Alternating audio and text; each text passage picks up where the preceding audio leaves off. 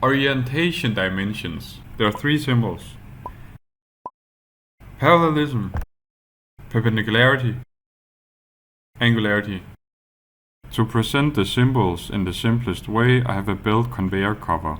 In this example of parallelism, I have feature A from the right side of the part to datum A to the left side of the part, and I want the sides to be within 0.1 of parallelity. And we can test the tolerance by putting a micrometer at the top of the sides and at the bottom of the sides, and if the width is within 0.1, then we know that it's within spec of the parallelity given.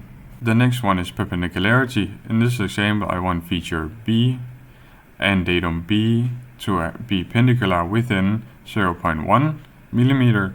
To visualize this, we can put two straight parallel lines on the right and left side of feature B, and I can test this tolerance by using a probe, and I can probe the plane to feature B, and if it's not moving more than 0.1, then it's within spec.